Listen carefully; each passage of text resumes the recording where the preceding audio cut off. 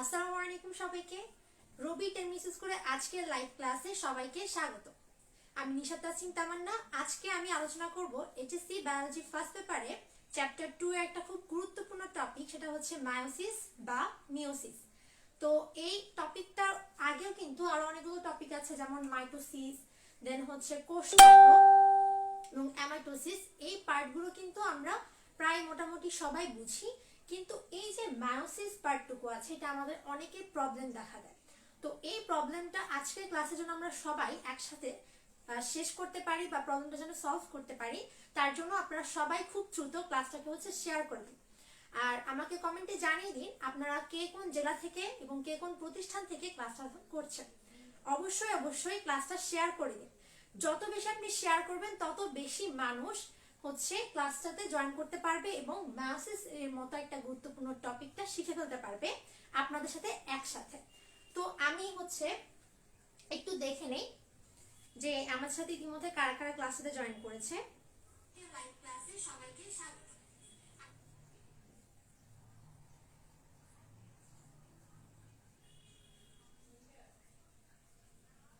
আমার সাথে জান্নাতুল নাইম রয়েছে, আব্দুল সালাম বলছে অনেকদিন পর ক্লাস। সবাই ফ্রেন্ডদেরকে হচ্ছে ক্লাসটাতে হচ্ছে মেনশন করেন, ক্লাসটা শেয়ার করে দেন। জাহিদ ইসলাম রয়েছে, সালাম জানাচ্ছি, ওয়ালাইকুম আসসালাম। চন্দ্রিমা বণিক হাই বলছে হ্যালো। জান্নাতুল নাইম, জান্নাতুল ফেরদৌস, রহিমা, আব্দুল্লাহ তুষার, তারপর রিধি মল্লিক, মুবারক রয়েছে নরসিংদী থেকে, তারপর তানজিনা আক্তার শেয়ার ডান বলছে। সবাই ক্লাসটা হচ্ছে শেয়ার করে শেয়ার ডান লিখে দেন, কমেন্টে হচ্ছে ক্লাসটা শেয়ার করে শেয়ার ডান লিখে দেন। জাকিয়া আফরিন অন্তু রয়েছে, আব্দুল্লাহ তুষার রাজশাহী থেকে, মাইলস্টোন কলেজ ঢাকা থেকে, ওরি স্পর্শিয়া বগুড়া থেকে, চন্দ্রিমা বণিক, ইসরাত জাহান পায়েল রয়েছে আমার সাথে ঢাকা থেকে, ঝিনাইদহ থেকে রয়েছে এমডি অপু হোসাইন, তারপর আব্দুল সালাম হচ্ছে তার ফ্রেন্ডদেরকে মেনশন করে দিচ্ছে। সবাই সবার ফ্রেন্ডদেরকে মেনশন করে দিন। আয়েশা আক্তার আপু আমার সাথে রয়েছে, সালাম জানাইতেছে, ওয়ালাইকুম আসসালাম। মন্দিরা ব্যানার্জি আমাদের খুব রেগুলার একজন স্টুডেন্ট, আব্দুল সালাম, মন্দিরা ব্যানার্জি, জান্নাতুল নাইম, তারপর হচ্ছে মুবারক, ওর নাম হচ্ছে সাথী। আয়েশা আক্তার বলছে কেমন আছি, আমি আলহামদুলিল্লাহ ভালো আছি। কুমিল্লা থেকে রয়েছে আরমান হোসাইন, তারপর আমার সাথে রয়েছে ব্রাহ্মণবাড়িয়া থেকে জান্নাতুল ফেরদৌস, রহিমা রয়েছে শেরপুর থেকে, মন্দিরা ব্যানার্জি। হ্যাঁ, আমি আলহামদুলিল্লাহ ভালো আছি। যারা যারা হচ্ছে ক্লাসটাতে ইতিমধ্যে জয়েন করেছে তারা প্রত্যেকেই ক্লাসটা হচ্ছে শেয়ার করে দিন, প্রত্যেকেই ক্লাসটা হচ্ছে শেয়ার করে দিন এবং বন্ধুদেরকে হচ্ছে মেনশন করতে থাকুন, তাহলে হচ্ছে বাকি বন্ধুরাও ক্লাসটাতে জয়েন করে উপকৃত হতে পারবে।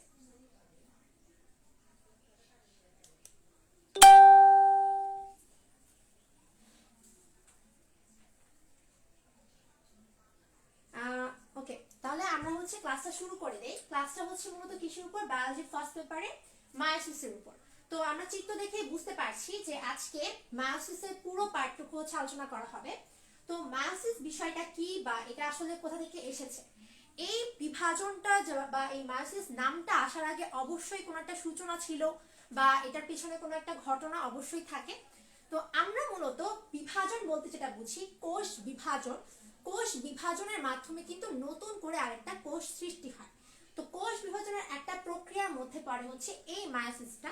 নরমালি আমরা যখন একটা কোষের ভিতরে ক্রোমোজোম সংখ্যার কথা চিন্তা করি, মাইটোসিস বিভাজনের ক্ষেত্রে আমরা দেখতে পাই, মাইটোসিস বিভাজনের ক্ষেত্রে আমরা যদি চিন্তা করি যে পিতা থেকে যদি আমরা ক্রোমোজোম সংখ্যা হিসাব করি, মনে করলাম পিতা থেকে 2n সংখ্যক ক্রোমোজোম আমরা পাবো এবং মাতা থেকেও আমরা 2n সংখ্যক ক্রোমোজোম পেলাম, ঠিক আছে।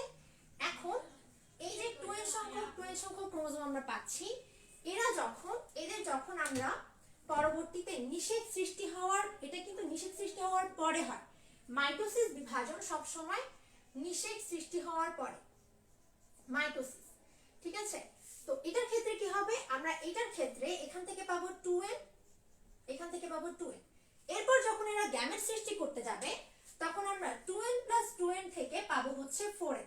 এরকম করে প্রতিবার যখন এভাবে গ্যামেট সৃষ্টি করবে এবং গ্যামেটের মধ্যে আমরা যে ক্রোমোজোমটা পাবো সেটা অবশ্যই দ্বিগুণ হিসেবে পাবো।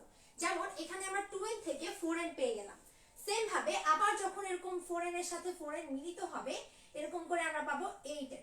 তাহলে এরকম ভাবে যখন ক্রোমোজোম সংখ্যা দ্বিগুণ হতে থাকবে তখন যে ঘটনাটা ঘটে সেটা হচ্ছে তাদের যে বৈশিষ্ট্যটা থাকে মাতা থেকে আসা যে বৈশিষ্ট্য, পিতা থেকে যে আসা বৈশিষ্ট্য, এই বৈশিষ্ট্যটা একটা সময় গিয়ে বংশগতি প্রক্রিয়ায় হারিয়ে যায়।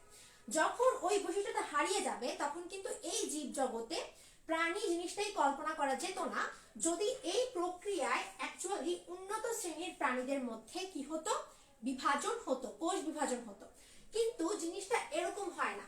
জিনিসটা এরকম না হয়ে অন্য একটা প্রাণীতে, অর্থাৎ বিজ্ঞানীরা অন্য একটা প্রাণীতে বা অন্য একটা জননাঙ্গের মধ্যে তারা দেখতে পায় যে 2n যখন তারা যখন নিষেকের পূর্বে ঘটনা ঘটতে দেখে যে 2n থেকে তারা n সংখ্যক ক্রোমোজোম পাচ্ছে, মানে পিতা থেকে আসা, মাতা থেকেও 2n থেকে তারা n সংখ্যক ক্রোমোজোম পাচ্ছে। অর্থাৎ এই ক্ষেত্রে বিভাজনের ক্ষেত্রে একটি প্রাণীতে তারা দেখতে পায় যে বিভাজনের ক্ষেত্রে এখানে ক্রোমোজোম সংখ্যাটা কিন্তু দ্বিগুণ হয় না, ক্রোমোজোম সংখ্যাটা অর্ধেক হয়ে যায়, 2n থেকে n হয়ে যায়। তারপর যখন এরা গ্যামেট সৃষ্টি করতে চায় বা জাইগোট তৈরি করতে চায় তখন আমরা এখান থেকে পাই হচ্ছে 2n। তাহলে তখন মাতা থেকে আসা এবং পিতা থেকে আসা ক্রোমোজোম সংখ্যার সমান এখানে বৈশিষ্ট্য আমরা পেয়ে যাব। এখানে যে মাতার যে বৈশিষ্ট্য সেটা এই প্রজন্মতে আমরা ফিরে পাবো, পিতা থেকেও বৈশিষ্ট্যটা আমরা প্রজন্মের মধ্যে, নতুন প্রজন্মের মধ্যে পাই। এইটাকে আমরা মূলত বলে থাকি হচ্ছে মায়োসিস বিভাজনের ক্ষেত্রে ঘটনাটা ঘটে। কিন্তু প্রথম কোন বিজ্ঞানী এই মায়োসিস বিভাজনটা দেখতে পেয়েছিল? প্রথম কোন বিজ্ঞানী মায়োসিস বিভাজনটা দেখতে পেয়েছিল? বিজ্ঞানী ভ্যানেডিন। আমি জিনিসটা মুছে দিয়ে একটু লিখি। বিজ্ঞানী ভ্যানেডিন একটা গোল কৃমির মধ্যে সর্বপ্রথম এই বিভাজনটি দেখা গিয়েছিল। কিসের মধ্যে? গোল কৃমি।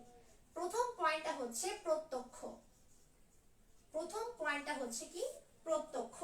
এই প্রত্যক্ষের মধ্যে কারা কারা এটা অ্যাকচুয়ালি আবিষ্কার করেছিল? এই প্রত্যক্ষের মধ্যে আবিষ্কার করেছিল বিজ্ঞানী ভ্যানেডিন এবং হাউজার। এই দুজন বিজ্ঞানী মিলে একটা প্রাণীর মধ্যে জিনিসটা দেখতে পেয়েছিল বা একটা কীটের মধ্যে দেখতে পেয়েছিল, সেটা ছিল গোল কৃমি। গোল কৃমি। গোল কৃমির মধ্যে দেখা গিয়েছিল কি? দেখা গিয়েছিল এক ধরনের বিভাজন হচ্ছে, যে বিভাজনের মাধ্যমে ক্রোমোজোম সংখ্যা কিন্তু দ্বিগুণ হয় না, ক্রোমোজোম সংখ্যাটা অর্ধেক হয়ে যায়। এবং এটা সর্বপ্রথম দেখেছিল বিজ্ঞানী ভ্যানেডিন এবং হাউজার। এখন অনেক সময় কোশ্চেনে কিন্তু এই প্রশ্নটা করে না যে সর্বপ্রথম কোথায় মূলত আবিষ্কার হয় গোল কৃমির মধ্যে, মানে কোথায় মূলত প্রত্যক্ষ হয়। এই জিনিসটা কিন্তু আমরা অ্যান্সার করব গোল কৃমি। কিন্তু যদি বলে ওই গোল কৃমির নাম কি, তখন আমরা কিভাবে অ্যান্সারটা করব? গোল কৃমির নাম হচ্ছে অ্যাসকেরিস। এই গোল কৃমিটার নাম হচ্ছে অ্যাসকেরিস। অ্যাসকেরিস নামক একটা গোল কৃমির মধ্যে মূলত এই মায়োসিস ধরনের, তখন কিন্তু নামকরণটি হয়নি, তখনও নামকরণ হয়নি। এই অ্যাসকেরিস গোল কৃমিটির মধ্যে ভ্যানেডিন এবং হাউজার দেখতে পেয়েছিল এক ধরনের বিভাজন, যে বিভাজনের মাধ্যমে ক্রোমোজোম সংখ্যা কিন্তু অর্ধেক হয়ে যায়, অর্থাৎ 2n থেকে n সংখ্যক ক্রোমোজোম তারা দেখতে পায়। এই জিনিসটা দেখার পর, এটা তারা আসলে দেখা বলতে সরাসরি তারা দেখতে পায়নি বিভাজিত কিভাবে হয়, কিন্তু তারা এটা ধারণা করতে পেরেছিল বা তারা এটা আবিষ্কার করতে পেরেছিল। এরা ছিল হচ্ছে আবিষ্কারক। এরা যখন এটি আবিষ্কার করে তখন তার কিছুদিন পরপরই আরো কিছু বিজ্ঞানী এই বিভাজনটা সম্পর্কে রিসার্চ করে যে আসলে যদি একটা উন্নত দেহের মধ্যে বা একটা উন্নত প্রাণীর মধ্যে বিভাজন হয় মাইটোসিস প্রক্রিয়ার মাধ্যমে, তাহলে একটা সময় বৈশিষ্ট্যটা হারিয়ে যাবে। কিন্তু তারা এটা চিন্তা করছিল যদি একটা গোল কৃমির মধ্যে একটা এই ধরনের বিভাজন হয় যেখানে বৈশিষ্ট্যটা হারিয়ে যাচ্ছে না, তাহলে অবশ্যই উন্নত শ্রেণীর প্রাণীর মধ্যে সেটা দেখা যাওয়ার কথা। তারা এটা দেখার আগে একটা উদ্ভিদের মধ্যে দেখলো, সেই উদ্ভিদটা ছিল সপুষ্পক উদ্ভিদ। একটা সপুষ্পক উদ্ভিদ। এই সপুষ্পক উদ্ভিদের মধ্যে তারা লক্ষ্য করলো এক ধরনের বিভাজন, যে বিভাজনটি তারা এই গোল কৃমির মধ্যে দেখতে পেয়েছিল। তারা কারা, মানে কারা অ্যাকচুয়ালি সপুষ্পক উদ্ভিদের মধ্যে এই মায়োসিস বিভাজনটি দেখেছিল? এই মায়োসিস বিভাজন দেখেছিল সপুষ্পক উদ্ভিদের মধ্যে বিজ্ঞানী স্ট্রাসবুর্গার। বিজ্ঞানী স্ট্রাসবুর্গার তিনি দেখতে পেয়েছে সপুষ্পক উদ্ভিদের মধ্যে হ্রাসমূলক বিভাজন হচ্ছে, অর্থাৎ ক্রোমোজোমটা অর্ধেক হতে দেখেছে। এরা অ্যাকচুয়ালি আবিষ্কার করেছে, আর সপুষ্পক উদ্ভিদের মধ্যে সরাসরি দেখতে পেয়েছিল কে? স্ট্রাসবুর্গার। তারপর এরা যখন আবিষ্কার করলো এটাকে সরাসরি প্রত্যক্ষ করার জন্য অন্য আরো বিজ্ঞানী তারা হচ্ছে এটা নিয়ে রিসার্চ করে হচ্ছে বিজ্ঞানী বোভেরি। এই বিজ্ঞানী বোভেরি সর্বপ্রথম এই অ্যাসকারিস নামক গোলকৃমিতে এটি প্রত্যক্ষ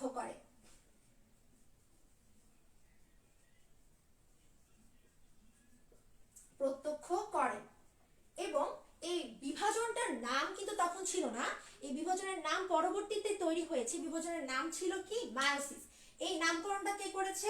এই পয়েন্টটার নাম হচ্ছে নামকরণ কে করেছে? বিভাজনের নামকরণটি করেছে হচ্ছে বিজ্ঞানী ফার্মার এবং মুর।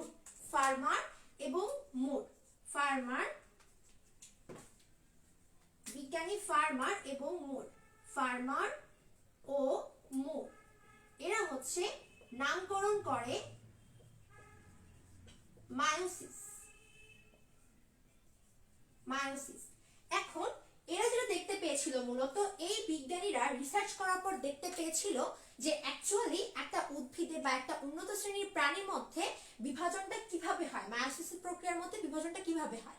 মূলত একটা উন্নত শ্রেণীর প্রাণী কোষের মধ্যে এই বিভাজনটা কিন্তু নিষেকের আগে হবে।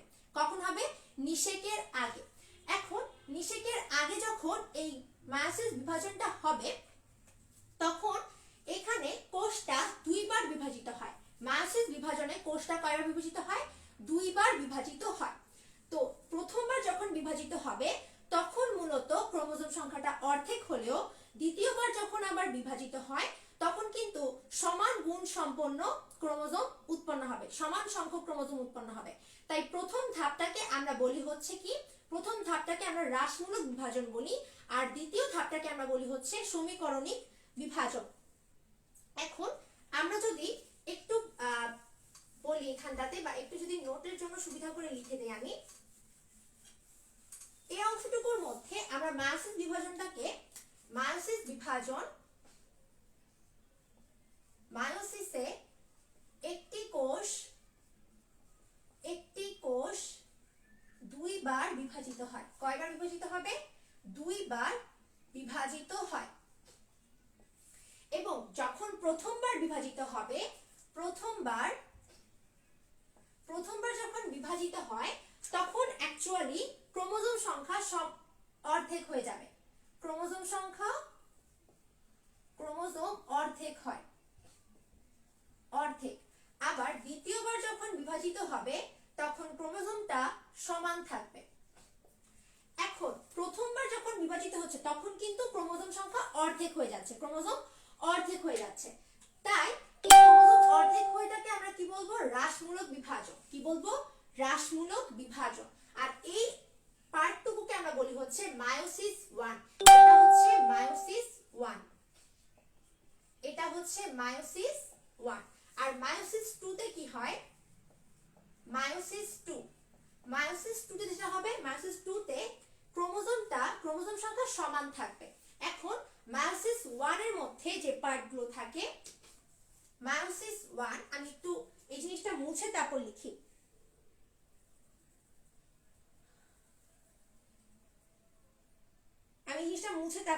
সবাই আমাকে একটু কমেন্টে জানান যে এই জিনিসটা লেখা হয়েছে কিনা সবার।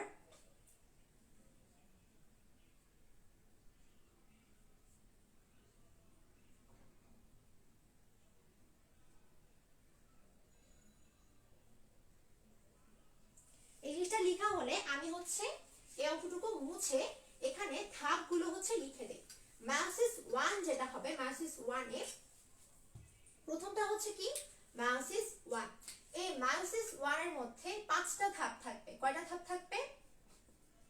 মায়োসিস 1 এখানে প্রথম যে ধাপটা সেটা হচ্ছে কি? প্রোফেজ 1। আবার এই প্রোফেজ 1টা মূলত 5টা ভাগে বিভক্ত। একটা হচ্ছে লেপ্টোটিন, তারপর 2 নাম্বারটা হচ্ছে জাইগোটিন। আমি চিত্র বরাবর আঁকছি যাতে আপনাদের বুঝাতে ইজি হয়। আচ্ছা, জাইগোটিন 3 নাম্বার, এটা হচ্ছে 1 নাম্বার, এটা হচ্ছে 1 নাম্বার, এটা 2 নাম্বার। 3 নাম্বারটা হচ্ছে প্যাকাইটিন, 3 নাম্বারটা হচ্ছে প্যাকাইটিন। 4 নাম্বারে যেটা রয়েছে, 4 নাম্বারটা হচ্ছে কি, এই যে এটা হচ্ছে 4 নাম্বার, এটা হচ্ছে ডিপ্লোটিন, ডিপ্লোটিন। এবং সর্বশেষ 5 নাম্বার যেটা রয়েছে সেটা হচ্ছে ডায়াকাইনেসিস, সেটা হচ্ছে কি ডায়াকাইনেসিস। আচ্ছা, এখানে মায়োসিস 1 এর প্রথম যে প্রোফেজ ধাপটা, এই প্রোফেজ ধাপটা হচ্ছে সবচেয়ে বড়, এটা হচ্ছে সবচেয়ে দীর্ঘস্থায়ী। এবং এই ধাপটাতে যে 5টা স্টেপ রয়েছে বা 5টা ধাপ রয়েছে, সেখানে প্রত্যেকটার মধ্যে আমরা দেখতে পাচ্ছি সর্বশেষে 3 নামক একটা কথা থাকে। কি থাকে? 3। এই যে এখানেও 3 রয়েছে, এখানেও 3। এই 3 কথাটার মানে হচ্ছে সুতা। 3 কথাটার মানে হচ্ছে কি সুতা। এখন প্রশ্ন হচ্ছে যে এখানে সুতা কোথা থেকে আসলো? সুতা জিনিসটা বলতে এখানে বোঝাচ্ছে ক্রোমোজোমকে। কাকে বোঝাচ্ছে? ক্রোমোজোমকে। ক্রোমোজোমের বিভিন্ন আকৃতির উপর ভিত্তি করে মূলত এই প্রোফেজ 1টাকে ভাগ করা হয়েছে 5টা ধাপে। তো এখানে 5টা ধাপে প্রথম যে ধাপটা লেপ্টোটিন, এই লেপ্টোটিনের মধ্যে আমরা দেখতে পাই, এই লেপ্টো কথাটার মানে হচ্ছে কি, লেপ্টো কথাটার মানে হচ্ছে চিকন, চিকন। ফার্স্ট অফ অল আমরা দেখতে পাই যে এইখানে যে ক্রোমোজোমগুলো রয়েছে লেপ্টোটিনের মধ্যে, এই ক্রোমোজোমগুলো দেখা যায় হচ্ছে চিকন ধরনের। প্রথমত, যখন আস্তে আস্তে এই ক্রোমোজোমগুলো থেকে পানিগুলো বের হয়ে যাবে, অর্থাৎ জলবিয়োজন ঘটবে, তখন যে ঘটনাটা দেখা যায় সেটা হচ্ছে এগুলো আস্তে আস্তে তখন মানে আস্তে আস্তে সরু থেকে পুরু হয়ে যাবে, অর্থাৎ মোটা হয়ে যাবে আর খাটো হয়ে যাবে। প্রথম অবস্থায় লেপ্টোটিনেরা চিকন থাকে। যখন ক্রোমোজোমগুলো থেকে পানিগুলো বের হয়ে যাবে বা পানিটাকে সে সরিয়ে ফেলবে, তখন এটা আকৃতিটা আস্তে আস্তে লম্বা না থেকে আস্তে আস্তে কি হয়ে যাবে, সংকুচিত হয়ে এটা মোটা এবং খাটো হয়ে যাবে। সো এই অংশটুকুর মধ্যে কি কি হয় লেপ্টোটিনের মধ্যে, আমি এটা স্টেপ বাই স্টেপ এখন লিখে দিব। এই অংশটুকু মুছে আমরা হচ্ছে লেপ্টোটিনের স্টেপগুলো হচ্ছে এখানে লিখে দেই। লেপ্টোটিনের স্টেপগুলো হচ্ছে আমি এখানে লিখে দেই।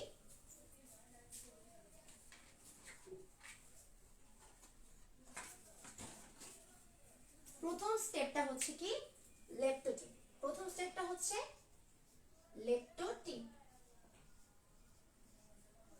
আচ্ছা, এই লেপ্টোটিনে কি হবে? লেপ্টোটিনের প্রথম যে ধাপটা, 1 নম্বরে যেটা ঘটবে সেটা হচ্ছে 1 নম্বরে এখানে জলবিয়োজন ঘটবে। জলবিয়োজন কি ঘটবে? জলবিয়োজন ঘটবে। আর জলবিয়োজন মানে কি? জলটা আস্তে আস্তে মানে পানিটা আস্তে আস্তে বেরিয়ে আসা।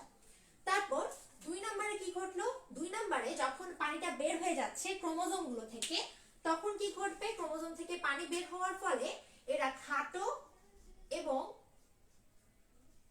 মোটা হতে থাকবে, খাটো ও মোটা হতে থাকবে।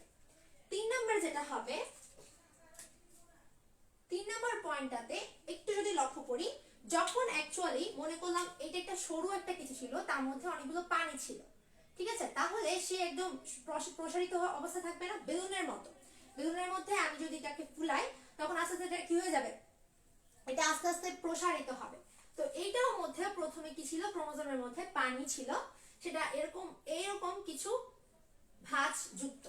যখন আস্তে আস্তে পানিটা বের হয়ে যাবে, তখন এটা কি হয়ে যাবে? সংকুচিত হয়ে যাবে না? যখন এটা সংকুচিত হয়ে যাচ্ছে, যখন এটা সংকুচিত হয়ে যাবে, তখন এটা অ্যাকচুয়ালি কি হয়ে যাবে? আস্তে আস্তে খাটো হয়ে যাবে। যখন এটা খাটো হয়ে যাচ্ছে, তখন এটা কি হয়ে যাবে? এরকম ভাঁজ পড়ে যাবে এটার মধ্যে। ভাঁজ পড়ে গেলে এটা আরো কি হয়ে যাবে? খাটো আর ছোট দেখাবে। তার মানে এখানে আমরা দেখতে পাচ্ছি কিছু ভাঁজ বা কিছু দাগ দেখা যায়। এই যে এখানে যে দাগগুলো, এগুলো কি? এগুলো হচ্ছে ক্রোমোমিয়ার। এগুলো হচ্ছে কি? ক্রোমোমিয়ার। তার মানে এই 3 নাম্বার স্টেপে কি হচ্ছে? বহু ক্রোমোমিয়ার দেখা যাবে। বহু ক্রোমোমিয়ার, ক্রোমোমিয়ার। 3 নাম্বার স্টেপে আমরা দেখতে পাচ্ছি অনেকগুলো ক্রোমোমিয়ারের সৃষ্টি হচ্ছে। এগুলো এক একটা হচ্ছে কি? ক্রোমোমিয়ার। এবং সর্বশেষ এখানটাতে যেটা ঘটে সেটা হচ্ছে এগুলো পোলারাইজড অবস্থায় থাকে। পোলারাইজড হওয়া মানে কি?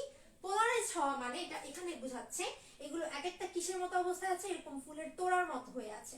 অনেকগুলো গোলাপ ফুলের যখন একসাথে এভাবে রাখা হবে তখন এগুলো কিভাবে থাকে, এরকম ছড়ানো অবস্থায় গোল আকারে থাকে না, এটাকে বলা হয় পোলারাইজড বিন্যাস। এই পোলারাইজড বিন্যাসের কারণে এদেরকে দেখায় ফুলের তোড়ার মতো। তাহলে 4 নম্বর স্টেপ যেটা, সেটা হচ্ছে যে পোলারাইজড বিন্যাসের কারণে, পোলারাইজড বিন্যাসের কারণে, পোলারাইজড বিন্যাসের কারণে, বিন্যাসের কারণে, বিন্যাসের কারণে কি হবে, ফুলের তোড়ার মতো, ফুলের তোড়ার মতো আকৃতি ধারণ করে, ধারণ করে, যাকে বুকে বলা হয়। কি বলা হবে? বুকে বলা হবে, যাকে বুকে বলা হবে। তাহলে আমরা দেখতে পাচ্ছি লেপটোজিনের মধ্যে কি কি ঘটে। ফার্স্ট অফ অল জল বিয়োজন ঘটবে, অর্থাৎ ক্রোমোজোম থেকে পানি বের হয়ে যাবে। তারপর ক্রোমোজোম গুলো খাটো এবং মোটা হতে থাকবে আস্তে আস্তে, এবং তখন আমরা দেখতে পাবো এগুলোকে একদম যে রংটা ক্রোমোজোমের, সেই রংটা একদম ক্লিয়ারলি দেখা যাবে বা স্পষ্ট হয়ে উঠবে। আর ক্রোমোমিয়ার অনেকগুলো ক্রোমোমিয়ার দেখা যাবে। পোলারাইজড বিন্যাস, এই যে এরকম যে বিন্যাস, এটাকে বলা হচ্ছে পোলারাইজড বিন্যাস, যার কারণে এটাকে দেখা যায় ফুলের তোড়ার মতো, এবং একে ডাকা হয় হচ্ছে কি বুকে নামে ডাকা হয়। এতটুকু অংশের মধ্যে কারো কোনো প্রবলেম আছে কিনা আমাকে একটু কমেন্টে জানান। তরিকুল ইসলাম মুন্না, ওয়ালাইকুম আসসালাম। আশিকুর রহমান বলছে লেট, নো প্রবলেম, এখন আপনি ক্লাসে জয়েন করলে বুঝতে পারবেন।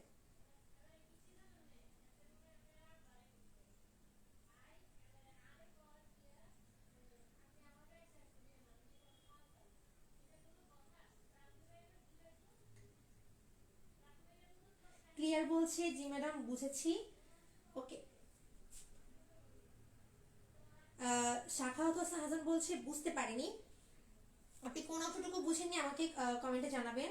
পোলারাইজ বিন্যাস জিনিসটা হচ্ছে মানে এগুলা মানে বিভক্ত অবস্থায় থাকবে না, এগুলো একটা আরেকটার সাথে অবস্থায় থাকবে, একটা আরেকটার উপর উপরিকরণ ভাবে থাকবে, ঠিক আছে।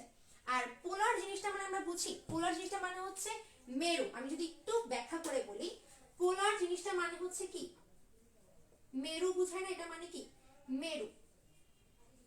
তো এখানে কি দেখতে পাচ্ছি, একটা মেরু আরেকটার ভিতরে, একটা আরেকটার ভিতরে ঢুকে আছে। যখন এরকম একটার ভিতরে আরেকটা ঢুকে থাকে, এটাকে আমরা বলি হচ্ছে পোলারাইজড অবস্থা। বুঝা গেছে এবার? পোলারাইজড বিন্যাস মানে হচ্ছে কি একটা মেরু একটা প্রান্ত একটা প্রান্তের ভিতরে এভাবে প্রবেশ করে অবস্থায় আছে, ভিতরে ঢুকানো অবস্থায় আছে, এটাকে বলা হয় হচ্ছে পোলারাইজড বিন্যাস। আশা করি আমাদের কি বলে আব্দুল সালাম ভাইয়া জিনিসটা বুঝতে পেরেছে। স্বাধীন বিশ্বাস বলতে বুঝতে পেরেছে। ওসমান গনি বলতেছে বুঝতে পারে নাই, কোন অংশটুকু বুঝতে পারে নাই সেটা একটু বলবেন। তারপর তানজিন আক্তার বলছে ক্লিয়ার।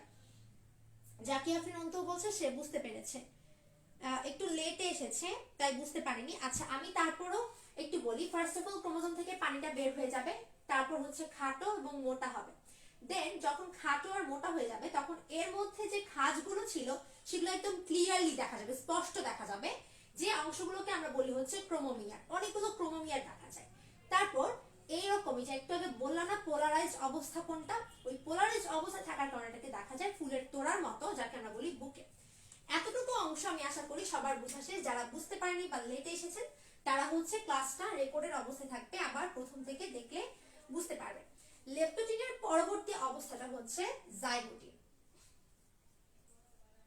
জাইগোটিন, এখানে তিন কথাটা মানে আমরা সবাই বুঝি, তিন কথাটা মানে হচ্ছে সুতা, সুতা।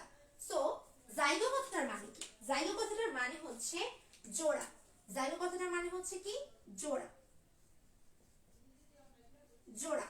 আচ্ছা এখানে জাইগোটিন বা জোড়া অংশটুকুর মধ্যে কি ঘটবে, এই অংশের মধ্যে আমরা এই চিত্র দেখলে একটু ক্লিয়ারলি বুঝতে পারবো।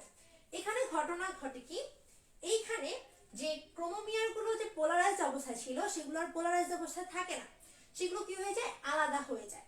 আলাদা হয়ে এরা এরকম পাশাপাশি হোমোলোগাস যে ক্রোমোজোম গুলো আছে তারা পাশাপাশি অবস্থান করে।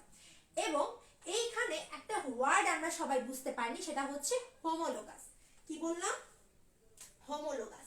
হোমোলোগাস কথাটার মানে বুঝতে হলে আগে আমাকে একটু ক্রোমোজোমের মধ্যে ভালো করে যেতে হবে। ক্রোমোজোমের মধ্যে একটা ক্রোমোজোমের একটা আর্ম বা একটা বাহুর কথা যদি আমি চিন্তা করি, মনে করলাম ক্রোমোজোমের একটা অংশ আমি নিলাম, এটা হচ্ছে ফাদার থেকে আসা, এবং আরেকটা অংশ নিলাম আমি, এটা হচ্ছে মাদার থেকে আসা। এখন ফাদার থেকে আসা একটা ক্রোমোজোমের একটা অংশ আমি নিলাম, মাদার থেকে আসা একটা ক্রোমোজোমের একটা অংশ আমি নিলাম। তো একটা দেহর মধ্যে মূলত 23টা ক্রোমোজোমের একটা একটা করে কপি থাকে। তো যদি একটার কপি থাকে, একটা ক্রোমোজোমের কপি যদি থাকে, তাহলে মোট ওই একই রকমের ক্রোমোজোম কয়টা থাকবে? 2টা। কপি সহ কয়টা? মোট 2টা। তাহলে এখানে মোট কয়টা হচ্ছে? 23 দুগুণ, এখান থেকে আমরা 40 পাবো হচ্ছে কি ক্রোমোজোম। এখন মনে করলাম এই যে ক্রোমোজোম গুলো আছে তার মধ্যে 13 নাম্বার যে ক্রোমোজোমটা আছে, 13 নাম্বার যে ক্রোমোজোমটা আছে সেটার একটা অংশ হচ্ছে এইটা। তাহলে মায়ের দেহ থেকে 13 নাম্বার ক্রোমোজোমের একটা অংশ এখানে, আর বাবার দেহ থেকে একটা ক্রোমোজোমের অংশ, সেটা হচ্ছে 13 নং। এখন ক্রোমোজোমের মধ্যে এই যে অংশটুকু, উপরের অংশটুকু, এটা হচ্ছে স্মলার আর্ম, মানে এটা হচ্ছে ছোট আর্ম, ছোট বাহু যেটা। আর এটাকে প্রকাশ করা হয় পি দ্বারা, এটাকে প্রকাশ করা হয় হচ্ছে কিউ দ্বারা, এটাকে প্রকাশ করা হয় কি দ্বারা? পি দ্বারা, এটাকে প্রকাশ করা হয় হচ্ছে কিউ দ্বারা। এখন এখানে একটা বোঝার বিষয় হচ্ছে যে এই যে একটা আর্ম, এই কিউ আর্মটার মধ্যে আমরা একটা জিন নিয়ে আলোচনা করব। তো এইখানে যে অংশগুলো, এগুলো হচ্ছে একটা কি? জিন। এগুলো হচ্ছে এক একটা জিন। এখন আমি মনে করলাম এটা হচ্ছে 1 নাম্বার, এটা 2, এটা 3, এটা 4, এটা 5 এবং এটা হচ্ছে 6। এখানেও সেম ভাবে 1 2 3 4 5 6 নাম্বার ক্রোমোজোম মনে করলাম এখানে আছে। এখন এই যে 6 নাম্বার যে ক্রোমোজোমটা, পিতার ক্ষেত্রে যে 6 নাম্বার ক্রোমোজোম, মাতার ক্ষেত্রে যে 6 নাম্বার ক্রোমোজোম, এই দুটো ক্রোমোজোম মূলত চুলের বৈশিষ্ট্যকে প্রকাশ করে। কিসের বৈশিষ্ট্যকে প্রকাশ করে? চুলের বৈশিষ্ট্যকে।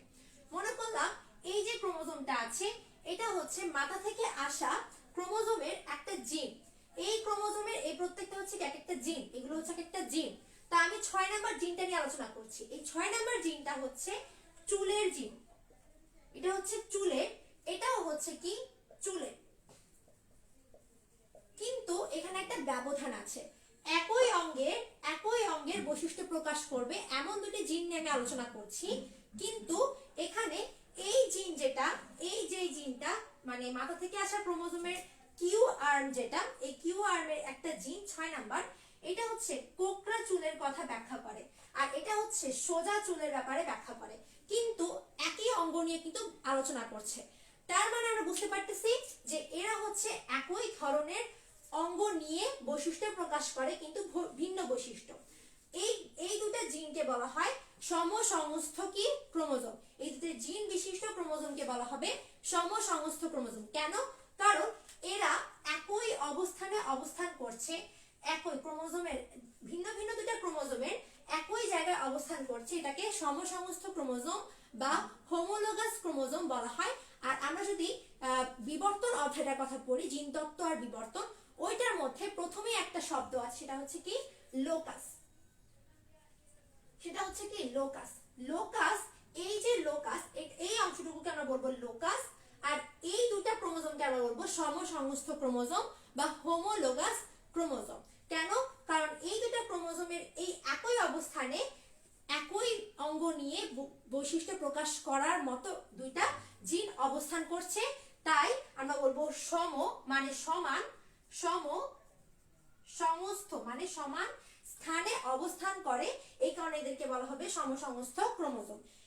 এই হোমোলোগাস কিংবা সমসংস্থ ক্রোমোজোম অংশটুকু সবার কাছে ক্লিয়ার কিনা?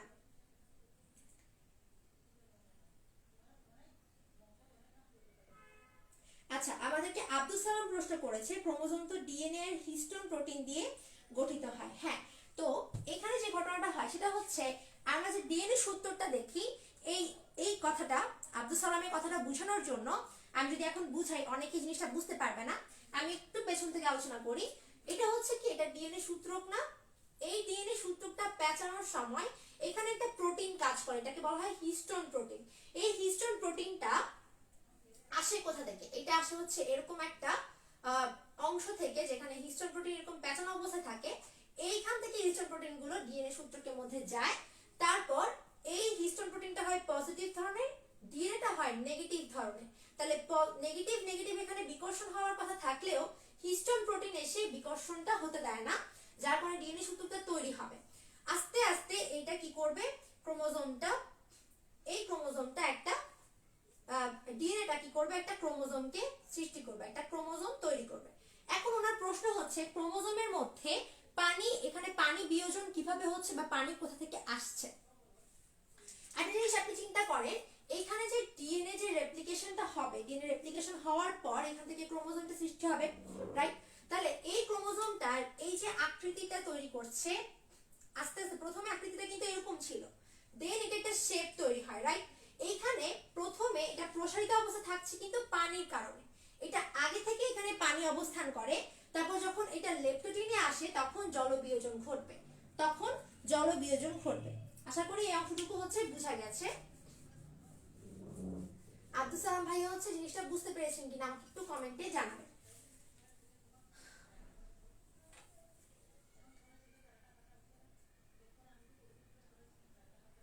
এই অবস্থাটাকে বলতেছি, এই অবস্থাটাকে বলতেছি লোকাস, আর এই দুটো ক্রোমোজোমকে আমরা বলতেছি হচ্ছে কি, হোমোলোগাস ক্রোমোজোম বা সমসংস্থ ক্রোমোজোম। আচ্ছা, এইবার আমি এইখানে কি বলে জাইগোটিনের মধ্যে কি ঘটে সেটা একটু ব্যাখ্যা করে বলি। আমি এখানে ফার্স্টে হোমোলোগাসটা বুঝে নিলাম যাতে কারো বুঝতে অসুবিধা না হয়। হোমোলোগাসের মধ্যে এক নম্বর পয়েন্ট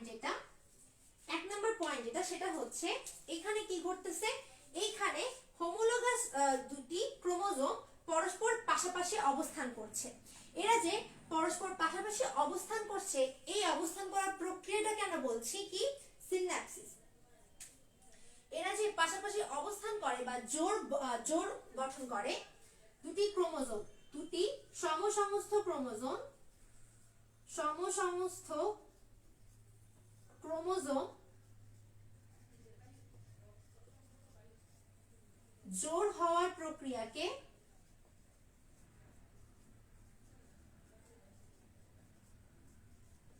সিনঅ্যাপসিস বলে, সিনঅ্যাপসিস বলে। তার মানে এই জাইগোটিন প্রক্রিয়া প্রথমে কি হয়, সিনঅ্যাপসিস হয়। এখানে সিনঅ্যাপসিস হওয়ার ফলে যেটা গঠন করে এই প্রক্রিয়াটার নাম হচ্ছে সিনঅ্যাপসিস। কিন্তু এই প্রক্রিয়ার মাধ্যমে যেটা গঠন করে সেটাকে কি বলা হয়, সেটাকে বলা হয় হচ্ছে বাইভ্যালেন্ট, সেটাকে বলা হয় হচ্ছে বাইভ্যালেন্ট। তাহলে আমরা 2 নম্বর পয়েন্টে পাচ্ছি হচ্ছে সিনঅ্যাপসিস প্রক্রিয়ার মাধ্যমে যে জোড় তৈরি হয় তাকে বাইভ্যালেন্ট বলে। কি বললাম, সিনঅ্যাপসিসের মাধ্যমে সিনঅ্যাপসিসের মাধ্যমে যে জোড় গঠন হয় তাকে বাইভ্যালেন্ট বলে, বাইভ্যালেন্ট বলে। আচ্ছা, তাহলে বাইভ্যালেন্ট কাকে বলে? বাইভ্যালেন্ট হচ্ছে এই দুটাকে বাইভ্যালেন্ট বলবো, কিন্তু এই দুটা জোড় তৈরি হওয়ার প্রক্রিয়াকে বলবো সিনঅ্যাপসিস। তাহলে এই প্রক্রিয়ার মধ্যে কি হচ্ছে, সিনঅ্যাপসিস এবং বাইভ্যালেন্ট সৃষ্টি হয়, সিনঅ্যাপসিস এবং বাইভ্যালেন্ট সৃষ্টি হয়। তাহলে এটা হচ্ছে লিখে নেবেন যে এই প্রক্রিয়া কি হচ্ছে, সিনঅ্যাপসিস এবং বাইভ্যালেন্ট সৃষ্টি হয়, সিনঅ্যাপসিস ও বাইভ্যালেন্ট সৃষ্টি, বাইভ্যালেন্ট সৃষ্টি। আচ্ছা, এবং তারপর যে প্রক্রিয়াটা হচ্ছে সেটা হচ্ছে এই প্রক্রিয়ার মধ্যে আমরা যদি একটা প্রাণী কোষের কথা চিন্তা করি, একটা প্রাণী কোষের মধ্যে যদি এই বিভাজনটা হয় তাহলে সেটার মধ্যে কি হবে, সেটার মধ্যে সেন্ট্রিওল, অর্থাৎ এই জায়গাটাতে মনে করলাম সেন্ট্রিওল অবস্থান করে, তখন কি ঘটবে, সেন্ট্রিওলটা হচ্ছে দুই মেরুতে চলে যাবে, এভাবে বিভক্ত হয়ে চলে যাবে। এবং তখন এরকম স্পিন্ডল যন্ত্র কিন্তু প্রাণী কোষের ক্ষেত্রে জাইগোটিনের মধ্যেই তৈরি হয়ে যায়। স্পিন্ডল যন্ত্রটা কিন্তু প্রাণী কোষের মধ্যে জাইগোটিনের মধ্যেই তৈরি হয়ে যাবে এই সেন্ট্রিওলটা দূরে সরে যাওয়ার মাধ্যমে, সেন্ট্রিওলটা বিভক্ত হওয়ার মাধ্যমে। তো এটা আমি লাস্টের দিকে একটা ভিডিও দেখাবো, যে ভিডিওটার মাধ্যমে হচ্ছে আমরা আমি ভিডিওতে দেখানোর চেষ্টা করব ইনশাআল্লাহ, যার মাধ্যমে আমরা বুঝতে পারবো প্রাণী কোষের মধ্যে কিভাবে সেন্ট্রিওলটা বিভক্ত হবে।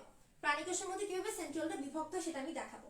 তাহলে এই অংশটুকু যদি আমরা বুঝতে পারি বা লেখা শেষ হয়, স্ক্রিনশট তোলা শেষ হয়, তাহলে আমাকে কমেন্টে জানান যে স্ক্রিনশট ডান কিনা। স্ক্রিনশট তোলার পর আমি অংশটুকু মুছে ফেলে তারপর হচ্ছে আমাদের প্যাকাইটিনের মধ্যে চলে যাব। চিত্রগুলো কিভাবে লিখবেন, এখানে লিখবেন ধাপ, প্রোফেজ 1 এর ধাপ লিখবেন। এখানে লিখবেন হচ্ছে কি পয়েন্ট, কি যে পয়েন্টগুলো আছে, যে পয়েন্টগুলো রয়েছে এখানে লিখবেন কি পয়েন্ট। এখানে লিখবেন চিত্র, এখানে আমি যেভাবে লিখেছি এই বরাবর হচ্ছে লেপ্টোটিনের চিত্র, এই বরাবর হচ্ছে জাইগোটিনের চিত্র। ঠিক আছে, এভাবে হচ্ছে আপনি লিখে নেবেন। আমি অংশটুকু মুছে ফেলি এবার। ওকে, এই অংশটুকু আমরা হচ্ছে এবার মুছে ফেলি। আচ্ছা, নিচের অংশটুকু রেখে দিলাম, আপাতত আপনারা লিখতে থাকেন। ওকে, মনোযোগ দিয়ে বোঝার চেষ্টা করবেন, অবশ্যই মনোযোগ দিয়ে বোঝার চেষ্টা করবেন। আমি লেপ্টোটিন চিত্রটা মুছে ফেলি।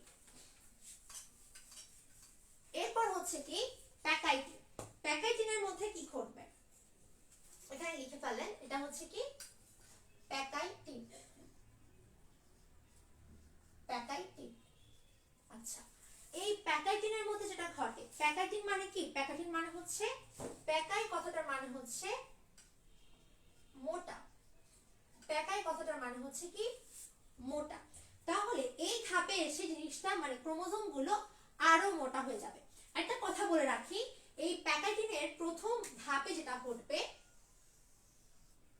প্যাকাইটিনের প্রথম ধাপে যেটা ঘটে সেটা হচ্ছে জাইগোটিনের মধ্যে আমরা ক্রোমোজোম গুলোকে এভাবে দেখেছি না, এবার এই ক্রোমোজোম গুলো কি হয়ে যাবে, আলাদা ক্রোমাটিডে বিভক্ত হয়ে যাবে। কিসে বিভক্ত হবে? ক্রোমাটিড। এই যে এগুলো এক একটা ক্রোমাটিড, কিন্তু এটা একটা ক্রোমোজোম, এটা একটা ক্রোমোজোম। এই ক্রোমোজোমটা বিভক্ত হয়ে গেছে কতগুলো ক্রোমাটিডে, এগুলো হচ্ছে কি ক্রোমাটিড, আর এটা হচ্ছে ক্রোমোজোম। তাহলে ক্রোমোজোম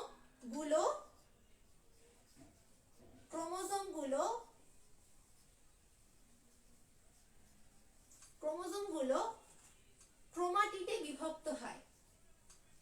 ক্রোমাটিডে বিভক্ত হয় এবং এরা বিভক্ত হয়েছে কিভাবে? অনুদৈর্ঘ্য বরাবর। বইয়ের মধ্যে দেখবেন অনুদৈর্ঘ্য বরাবর কথাটা লেখা, কারণ এই ক্রোমোজোমটা অনুদৈর্ঘ্য বরাবর কয়টা ক্রোমাটিডে তৈরি হয়েছে? 4টা ক্রোমাটিড তৈরি করেছে। তাহলে অনুদৈর্ঘ্য বরাবর এখানে ব্র্যাকেটে লিখে নেবেন, অথবা প্রথমেই লিখে নেবেন অনুদৈর্ঘ্য বরাবর ক্রোমোজোম গুলো ক্রোমাটিডে বিভক্ত হয়। এবং এখানে কয়টা ক্রোমাটিড তৈরি করে? 4টা ক্রোমাটিড। কয়টা?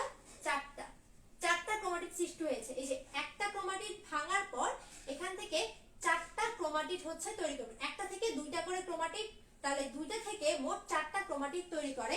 কিন্তু সেন্ট্রোমিয়ার যেটা ছিল, এই যে সেন্ট্রোমিয়ার, এই সেন্ট্রোমিয়ার গুলো কিন্তু বিভক্ত হয়নি। তাহলে 2 নম্বর পয়েন্টে লিখে নিবে সেন্ট্রোমিয়ার বিভক্ত হয় না।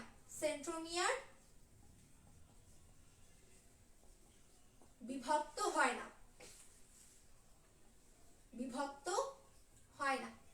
আচ্ছা, তাহলে এতটুকু যদি আমরা বুঝে থাকি, তাহলে প্রথমে কি হচ্ছে, ক্রোমোজোম গুলো হচ্ছে ক্রোমাটিডে বিভক্ত হয়ে যায় অনুদৈর্ঘ্য বরাবর, কিন্তু সেন্ট্রোমিয়ার গুলো কি হয় না? সেন্ট্রোমিয়ার গুলো হচ্ছে বিভক্ত হয় না। এখন এখানে 4টা যেহেতু তৈরি হচ্ছে, এই 4টা তৈরি হওয়ার কারণে এটা বলবো হচ্ছে টেট্রাড। কি বলবো? টেট্রাড বলবো, টেট্রাড।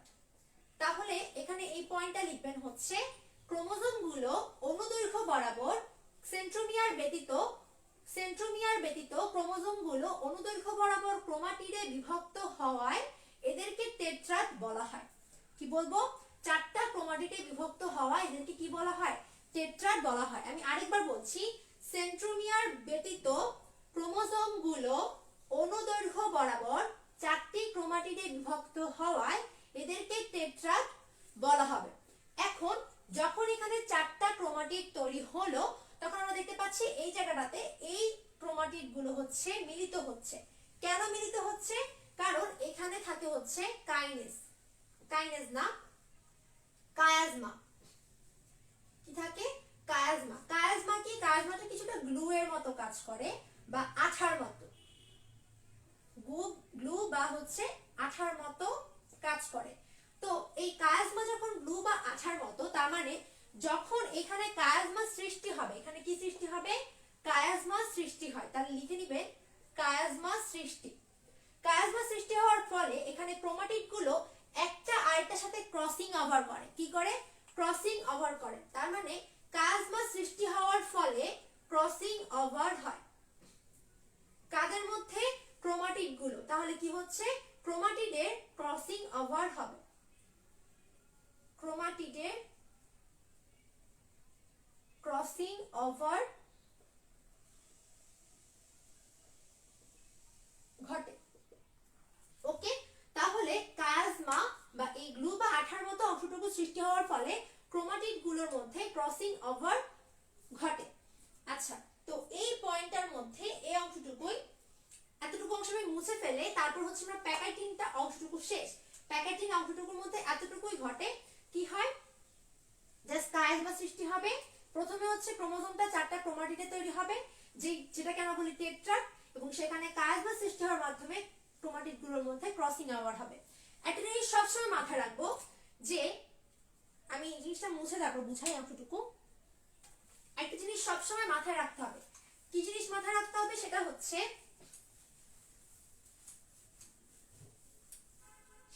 কি, যদি আমি এখানে এই ক্রোমোজোমের কথা চিন্তা করি, এইটা ক্রোমোজোমের এই বাহুটা আর এই বাহুটা পরস্পর হচ্ছে সিস, এই দুটা পরস্পর সিস, মানে একই ক্রোমোজোমের দুইটা আলাদা আলাদা ক্রোমাটিড পরস্পর সিস ক্রোমাটিড। আর আমরা যদি ভিন্ন দুইটা ক্রোমোজোমের, মানে এখানে আরেকটা ক্রোমোজোমের কথা কল্পনা করি, এই আরেকটা ক্রোমোজোমের কথা যদি আমি এখানে কল্পনা করি, তাহলে এই ক্রোমোজোমের এই বাহুটা আর এই ক্রোমোজোমের এই বাহুটা এরা পরস্পর হচ্ছে নন সিস, এরা পরস্পর হচ্ছে নন সিস। তাহলে একই ক্রোমোজোমের দুইটা ক্রোমাটিডকে বলা হবে সিস, আর ভিন্ন দুইটা ক্রোমোজোমের দুইটা ক্রোমাটিডকে বলা হবে নন সিস। ঠিক আছে, তাহলে কখনোই সিসের মধ্যে কি হবে না, সিসের মধ্যে কায়াজমা সৃষ্টি হবে না, বা সিসের মধ্যে ক্রসিং ওভার হবে না। কিন্তু সবসময় মাথায় রাখতে হবে, নন সিসের মধ্যে কায়াজমা সৃষ্টি হয় এবং ক্রসিং ওভারও নন সিসের মধ্যে হয়, কখনোই সিসের মধ্যে ক্রসিং ওভার হবে না। তাহলে এরা কি, এরা দুজন কি সিস নাকি নন সিসের মধ্যে ক্রসিং ওভার হয়েছে? অবশ্যই আলাদা দুইটা ক্রোমাটিডের ক্রোমোজোমের মধ্যে যেহেতু ক্রোমাটিডের ক্রসিং ওভার হয়েছে, তাই আমরা বলবো এরা দুজন হচ্ছে কি নন সিস, নন সিস কি, এরা দুজন হচ্ছে নন সিস ক্রোমাটিড। তাহলে এতটুকু অংশ যদি আমরা বুঝে থাকি, প্যাকেটিং এর পর আমরা পড়বো হচ্ছে ডিপ্লোটিং। আমরা কি পড়বো, ডিপ্লোটিং পড়বো। আচ্ছা, ডিপ্লোটিনের মধ্যে আমরা কিছুই হয় না, ডিপ্লোটিনের মধ্যে যেটা হয় সেটা হচ্ছে এইখানে সেন্ট্রোমিয়ার যেগুলো আছে, এই সেন্ট্রোমিয়ার গুলো কিন্তু বিকর্ষণ করেনি। যখন এই ক্রোমাটিড গুলো একটা এটার সাথে কায়াজমার কারণে মিলিত হচ্ছে বা ক্রসিং ওভার হচ্ছে, তখন কিন্তু এই সেন্ট্রোমিয়ার গুলোর মধ্যে কোনো বিকর্ষণ সৃষ্টি হয়নি। কিন্তু ডিপ্লোটিনের মধ্যে কি হয়, ডিপ্লো কথাটার মানে হচ্ছে ডাবল, ডিপ্লো কথাটার মানে হচ্ছে ডাবল। এখন এই ডিপ্লোটিনের মধ্যে কি হবে, প্রথম স্টেপে সেন্ট্রোমিয়ারের বিকর্ষণ, সেন্ট্রোমিয়ারের বিকর্ষণ, প্রথম স্টেপে সেন্ট্রোমিয়ারের বিকর্ষণ হবে। আচ্ছা, প্রথম স্টেপে কি হয়, সেন্ট্রোমিয়ারের বিকর্ষণ হয়। বিকর্ষণ হওয়ার ফলে এখানে একটা শেপ তৈরি হয়, সেটা হচ্ছে ডায়মন্ড আকৃতির, ডায়মন্ড আকৃতির একটা শেপ তৈরি হয়। তাহলে যখন এখানে ডায়মন্ড আকৃতির শেপ তৈরি হচ্ছে, একটা অংশ ডায়মন্ডের একটা অংশ যদি আমি চিন্তা করি, এই শেপটার একটা অংশ নিয়ে চিন্তা করে দেখব যে এখানে 90 ডিগ্রি কোণ উৎপন্ন হচ্ছে। কত ডিগ্রি কোণ, 90 ডিগ্রি কোণ। আবার আমরা যদি এখানে সেন্ট্রোমিয়ার যখন বিকর্ষণ হয়নি তখনকার অবস্থা চিন্তা করি, তখন আকৃতিটা ছিল কেমন, এরকম ছিল, এরকম ছিল। অর্থাৎ এই অংশটুকু যেটা, এইটা আমি যদি এরকম জিনিসটাকে এভাবে চিন্তা করি, এটা যদি 360 ডিগ্রি কোণের হয়, তাহলে এই সোজা অংশটুকু কি হয়, 180 ডিগ্রি কোণের হয় না? তাহলে আমরা দেখতে পাচ্ছি প্যাকেটিনের মধ্যে যখন এখানে কি হচ্ছে, কোনো প্রকারের সেন্ট্রোমিয়ারে বিকর্ষণ হচ্ছে না, তখন জিনিসটা এরকম দেখাচ্ছে। তো আমি একটু জিনিসটা আবার বোঝাই, আমি যে জিনিসটা বুঝালাম এটা আবার বুঝাই একটু। আমি বললাম যে যখন ডিপ্টোডিনের মধ্যে আসবে তখন সেন্ট্রোমিয়ার গুলোর মধ্যে বিকর্ষণ সৃষ্টি হয়। বিকর্ষণ সৃষ্টি হওয়ার কারণে এরা তখন ডায়মন্ডের মতো একটা আকৃতি তৈরি করে। কিসের মতো? ডায়মন্ডের মতো। যদি আমরা যদি একটা অপশনে চিন্তা করি তাহলে আমরা দেখতে পাবো এখানে 90 ডিগ্রি কোণ উৎপন্ন করে। কত ডিগ্রি কোণ উৎপন্ন করে? 90 ডিগ্রি কোণ। কখন 90 ডিগ্রি কোণ হবে? যখন দুইয়েরও অধিক, দুই বা তার অধিক ক্রোমাটিড যখন ক্রসিং ওভার হয়, যখন 2 নম্বর পয়েন্টে লিখে নেন, যখন দুই বা তার অধিক ক্রোমাটিডে ক্রসিং ওভার হয়, ক্রসিং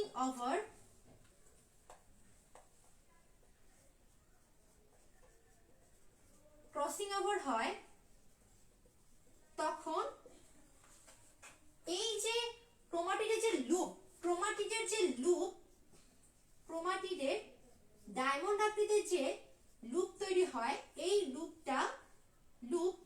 90 ডিগ্রি কোণ তৈরি করে। কিন্তু যদি শুধুমাত্র একটা ক্রোমাটিড, এখানে কিন্তু দুইটা ক্রোমাটিডই কি করেছে? ক্রসিং ওভার করেছে। কিন্তু এইটা যদি একটু ভালো করে লক্ষ্য করি, এখানে কিন্তু শুধুমাত্র একটা ক্রোমাটিডের মধ্যে ক্রসিং ওভার হয়। তাহলে যদি একটা ক্রোমাটিডের মধ্যে ক্রসিং ওভার হয় তাহলে তখন কিন্তু জিনিসটা এরকম থাকবে। আর এরকম থাকাটাকে আমরা কি বললাম? এই যে এরকম সোজা অবস্থা ছিল আর এরকম সোজা হয়ে থাকা, এটা কিন্তু সোজা হয়ে আছে। একটু ভালো করে লক্ষ্য করলে এটা সোজা হয়ে আছে। আর তার মানে বুঝতে পারতেছি এখানে 180 ডিগ্রি কোণ করে অবস্থান করছে। তার মানে 180 ডিগ্রি কখন হচ্ছে? যখন শুধুমাত্র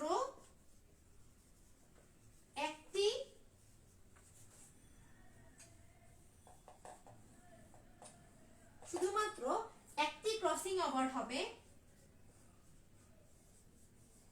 তখন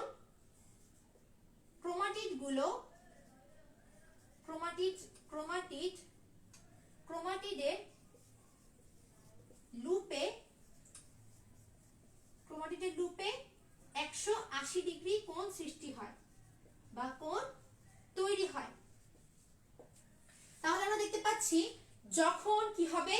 যখন দুই বা ততোধিক ক্রোমাটিডের মধ্যে ক্রসিং ওভার হয়, তখন ক্রোমাটিডের লুপ 90 ডিগ্রি কোণ তৈরি করে। আর যখন শুধুমাত্র একটা ক্রসিং ওভার হবে তখন ক্রোমাটিডের লুপে 180 ডিগ্রি কোণ তৈরি হবে।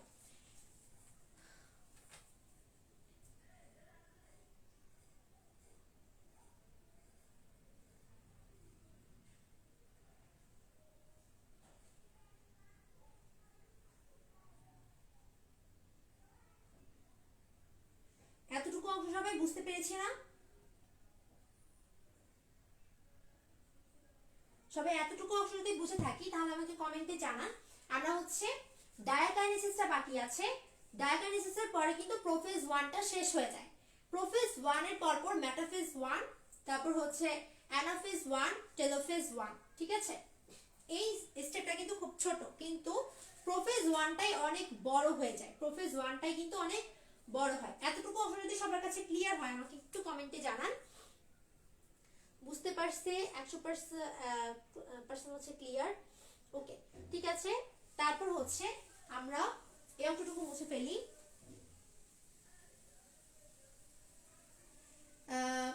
মারুফুল ইসলাম বলছে নাইস, স্বাধীন বিশ্বাস বলছে ক্লিয়ার। লাস্ট লাইনটা হচ্ছে আরেকবার বলছে রিফা তাসনিয়া।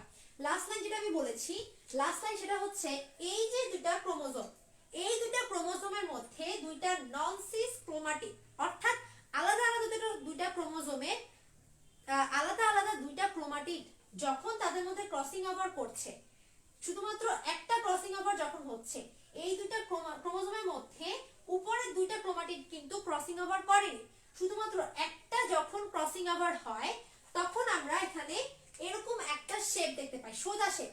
আর এই সোজা শেপটা মানে হচ্ছে 180 ডিগ্রি। আমি সেটাই বললাম, যখন শুধুমাত্র একটা ক্রসিং ওভার হবে তখন ক্রোমাটিডের লুপে 180 ডিগ্রি। লুপ মানে কোনটা? ক্রোমাটিড গুলোর মধ্যে যখন ক্রসিং ওভার হয় তখন একটা লুপ তৈরি হয় বা একটা আকৃতি যেমন এখানে ডায়মন্ড আকৃতি তৈরি হয়েছে, এটাকে বলা হয় লুপ। ঠিক আছে, এই লুপের মধ্যে কোণ তৈরি হবে হচ্ছে 180 ডিগ্রি কোণ, 180 ডিগ্রি। এটা আমি বুঝেছি রিফা তাসমিয়া আপু। আমাদেরকে ওমর ফারুক ভাইয়া হচ্ছে খুব সুন্দর করে পুরো জিনিসটা বলে দিয়েছে যে সেন্ট্রোমিয়ারের বিকর্ষণের কারণে ক্রোমাটিড ডায়মন্ডের মতো আকার ধারণ করে এবং 90 ডিগ্রি কোণ উৎপন্ন করে যখন দুই বা তার অধিক ক্রোমাটিডের মধ্যে ক্রসিং ওভার হয়, কিন্তু 180 ডিগ্রি কোণ উৎপন্ন করে যখন একটি ক্রসিং ওভার হবে। এই যে আমাদের ওমর ফারুক ভাইয়ার কমেন্টটা পড়লে সবাই জিনিসটা আরো ক্লিয়ারলি বুঝতে পারবে আশা করছি। এখন আমরা এই অংশটুকু মুছে ফেলে আমরা হচ্ছে ডায়াকাইনেসিসের মধ্যে চলে যাই। কিসের মধ্যে যাব আমরা? ডায়াকাইনেসিস নিয়ে আলোচনা করি।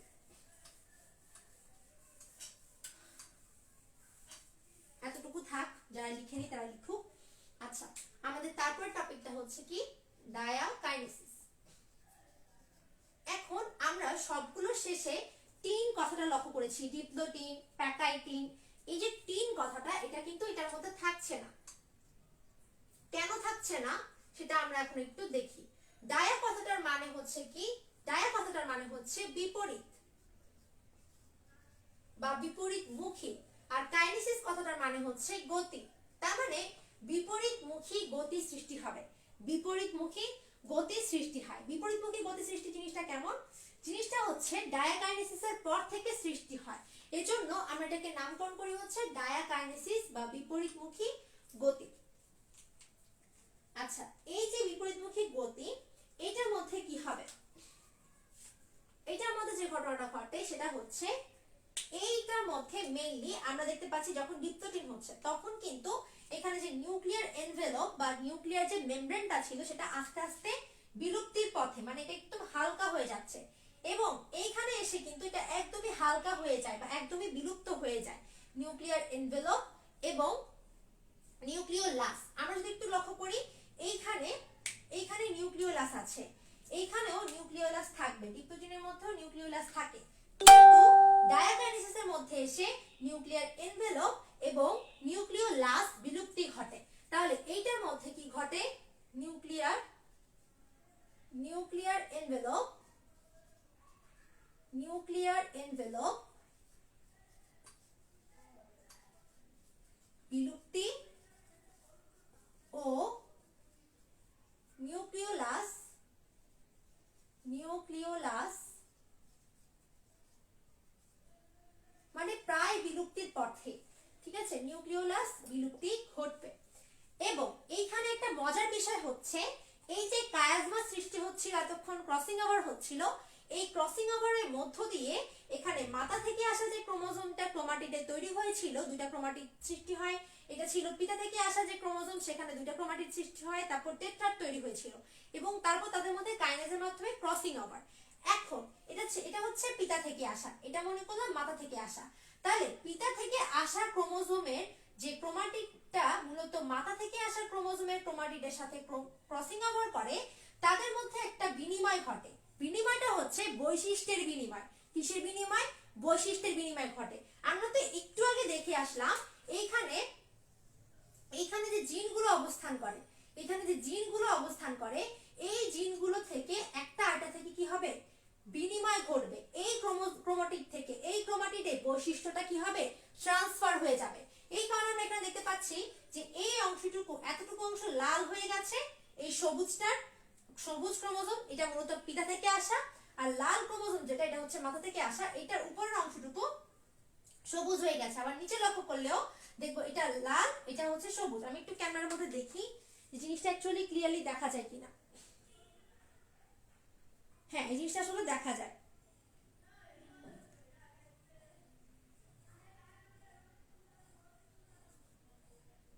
শাফাত হোসেন বলছে ক্লিয়ার বোঝা যাচ্ছে না। আপনার এখানে মনে হয় মানে ঝাপসা দেখা যাচ্ছে, এরকম কিছু বলতে চাচ্ছেন আপনি? আচ্ছা, এখন একটু লক্ষ্য করি এখানে কি ঘটে। তার মানে এখানে কি হচ্ছে? ডায়াকাইনেসিসের মধ্যে বৈশিষ্ট্যটা ট্রান্সফার হচ্ছে বা বৈশিষ্ট্য বিনিময় করছে। তাহলে আমরা এখানে 2 নম্বর পয়েন্টে যেটা লিখতে পারি সেটা হচ্ছে, 2 নম্বর পয়েন্টে আমরা লিখতে পারি হচ্ছে বৈশিষ্ট্যের বিনিময়। বৈশিষ্ট্যের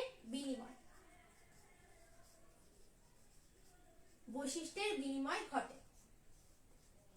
ঘটে এখানে বৈশিষ্ট্যের বিনিময়? ক্রোমাটিড, একটা ক্রোমাটিড থেকে আরেকটা ক্রোমাটিডে হচ্ছে বৈশিষ্ট্য মানে বিনিময় ঘটবে। আচ্ছা, এটা ছিল হচ্ছে ডায়াকাইনেসিস, এবং এই ডায়াকাইনেসিসটাই হচ্ছে প্রোফেজ 1 এর সর্বশেষ ধাপ যেটা ছিল সেটা। তাহলে এখান থেকে আমরা কিন্তু প্রোফেজ 1 যে ধাপটা ছিল সেটা কিন্তু শেষ। প্রোফেজ 1 কিন্তু এখান থেকে অলরেডি কমপ্লিট হয়ে গেছে। এইবার আমরা হচ্ছে কোথায় যাব? মেটাফেজ 1 এ হচ্ছে আমরা চলে যাই। এই পুরো স্টেপটার মধ্যে কারো কোনো প্রবলেম আছে কিনা সেটা আমাকে কমেন্টে জানান। আমরা হচ্ছে এখন মেটাফেজ 1 নিয়ে আলোচনা করব। আমরা হচ্ছে এখন মেটাফেজ 1 নিয়ে হচ্ছে আলোচনা করব।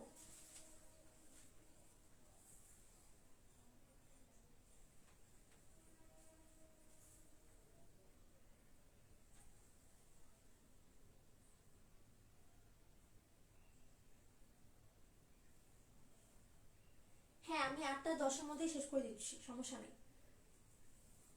এখন হচ্ছে আমরা কি নিয়ে আলোচনা করব? মেটাফেজ 1 নিয়ে। ক্লাস আছে, আই নো, আমরা এখনই এটা শেষ করে দিচ্ছি। আমরা মেটাফেজ 1টা শেষ করে ক্লাসটা শেষ করে দিচ্ছি। আচ্ছা, আমি সংক্ষিপ্তভাবে একটু আলোচনা করে দিই, সেটা হচ্ছে মেটাফেজ 1। মেটাফেজ 1 এর মধ্যে কি ঘটে? মেটাফেজ 1 এর মধ্যে যেটা ঘটবে সেটা হচ্ছে এই যে প্রথমে এই এনভেলপটা, নিউক্লিয়ার এনভেলপটা বিলুপ্তি ঘটতে ঘটতে একটা সময় এখানে কি হয়ে যাবে? একটা স্পিন্ডল যন্ত্র তৈরি হবে। কি তৈরি হবে? একটা স্পিন্ডল যন্ত্র তৈরি হয়। এখান থেকে একটা স্পিন্ডল যন্ত্র তৈরি হলো। আমি এটা একটু বড় করে আঁকি। স্পিন্ডল যন্ত্র কি হলো? নিউক্লিয়ার এনভেলপটা বিলুপ্তির মাধ্যমে স্পিন্ডল যন্ত্র তৈরি হলো, এবং এই স্পিন্ডল যন্ত্রের মধ্যে আমরা দেখতে পাচ্ছি এখান থেকে ডায়াকাইনেসিস কথাটা মানে ছিল বিপরীতমুখী গতি। এখন এদের মধ্যে বিপরীতমুখী গতি সৃষ্টি হতে থাকবে আস্তে আস্তে। কিভাবে হবে বিপরীতমুখী গতিটা? ঠিক এরকম ভাবে ক্রোমোজোম গুলো দূরে সরে যেতে থাকবে, বিপরীত মুখে চলে যেতে থাকবে। ক্রোমোজোম গুলো বিপরীত মুখে হচ্ছে চলে যেতে থাকবে। ক্রোমোজোমটিও বিপরীত মুখে চলে যেতে থাকবে। এই যে এই ক্রোমোজোমটিও বিপরীত মুখে চলে যাচ্ছে, এই ক্রোমোজোমটি বিপরীত মুখে চলে যাচ্ছে। এটাকে আমরা বলবো হচ্ছে মেটাফেজ 1 এর মধ্যে। তার মানে মেটাফেজ 1 এর মধ্যে কি হচ্ছে? সেন্ট্রোমিয়ার গুলো, সেন্ট্রোমিয়ার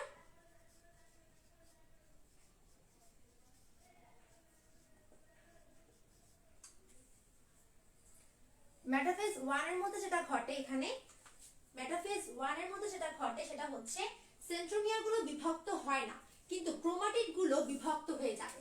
ক্রোমাটিড গুলো যা লিখে নেবেন, সেন্ট্রোমিয়ার বিভক্ত হয় না কিন্তু ক্রোমাটিড বিভক্ত হয়। ক্রোমাটিড বিভক্ত হয়, ক্রোমাটিড গুলো বিভক্ত হয়ে যায়। এবং এইখানটাতে আমরা দেখতে পাচ্ছি এরা হচ্ছে কি মেরুমুখী হয়ে যাচ্ছে। এরা হচ্ছে মেরুমুখী। কি মুখী? মেরুমুখী। আচ্ছা, এটা হচ্ছে মেটাফেজ 1 এর মধ্যে ঘটে। এবং মেটাফেজ 1 এর এই যে ফাইবার গুলো, এগুলোকে বলা হয় ট্রাকশন ফাইবার। কেন ট্রাকশন ফাইবার? কারণ এগুলোর মধ্যে সেন্ট্রোমিয়ার যুক্ত অবস্থায় থাকে। সেন্ট্রোমিয়ার যে ফাইবারগুলোতে আকর্ষিত হয়ে অবস্থান করে সেগুলোকে বলা হয় ট্রাকশন ফাইবার। এরপর হচ্ছে কি অ্যানাফেজ 1। এটা হচ্ছে অ্যানাফেজ 1। এই অ্যানাফেজ 1 এ কি ঘটে? অ্যানাফেজ 1 এর প্রথম স্টেপে যেটা ঘটবে সেটা হচ্ছে এই দুটো ক্রোমোজোম হচ্ছে কি হবে? এরা হচ্ছে অনুগামী হবে। ক্রোমোজোম অনুগামী অর্থাৎ বিপরীতমুখী হয়ে যাওয়া। অনুগামী মানে হচ্ছে বিপরীতমুখী হওয়া, বিপরীতমুখী। আর 2 নম্বর পয়েন্ট যেটা সেটা হচ্ছে সেন্ট্রোমিয়ার যেগুলো রয়েছে, সেন্ট্রোমিয়ার গুলো হচ্ছে অগ্রগামী অর্থাৎ মেরুমুখী, সামনের দিকে যাবে। আর এগুলো অনুগামী কেন? কারণ এগুলো একটা থেকে মানে দূরে চলে যাচ্ছে। মানে এই ছিল সামনে মুখোমুখি থাকা অবস্থায় দূরে চলে যাওয়াটাকে বলা হয় বিপরীতমুখী গমন। মানে পেছনের দিকে না তাকিয়ে চলে না অনেক সময়, এটাকে বলা হবে অনুগামী। আর সেন্ট্রোমিয়ার গুলো কিন্তু সামনের দিকেই যাচ্ছে, এটা হচ্ছে অগ্রগামী। তাহলে অ্যানাফেজ স্টেপের মধ্যে আমরা দেখতে পাচ্ছি যে এই অ্যানাফেজের মধ্যে ব্যাপারটা হয় হচ্ছে ঠিক এরকম। অ্যানাফেজের মধ্যে ক্রোমোজোম গুলো ঠিক এরকম ভাবে অবস্থান করবে, এবং এদের যে এই আকৃতিটা বিভিন্ন রকমের রকমের হতে পারে, এই আকৃতিটা বিভিন্ন রকমের হতে পারে। ঠিক আছে, এটা ভি আকৃতির হতে পারে, ভি আকৃতির, তারপর হচ্ছে এল আকৃতির, এটা জে আকৃতির, আই আকৃতির হতে পারে।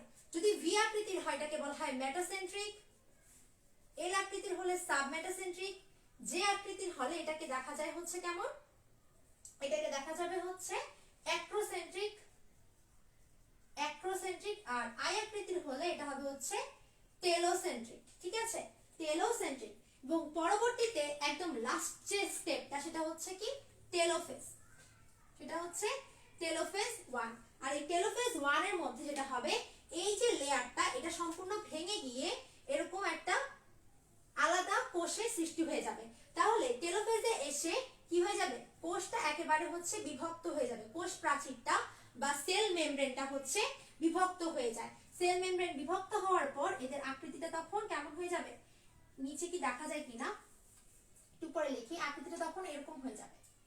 ঠিক আছে, এবং এবং এই ক্ষেত্রে আমরা দেখতে পাবো এখান থেকে ক্রোমোজোমগুলো আলাদা হয়ে n সংখ্যক হয়ে যাবে, অর্থাৎ এখানে 2n আর থাকছে না, এদিক থেকে একটা যাবে, তারপর এদিকেও একটা থাকবে না, তাহলে এদিক থেকে একটা যাবে আলাদা হয়ে, এদিক থেকে একটা আলাদা হয়ে যাবে। এখানে কিন্তু 2n ছিল, 2n থেকে প্রত্যেকটা ফাইবার থেকে n সংখ্যক করে ক্রোমোজোম যাবে। কত সংখ্যক, n সংখ্যক, সেটা আমরা প্রথমে দেখেছিলাম 2n থেকে n হয়ে যায়। পরবর্তীতে মায়োসিস 2 তে গিয়ে আমরা দেখতে পাবো এইটা আবার 2n এ গ্যামেট গ্রুপে 2n সৃষ্টি করছে।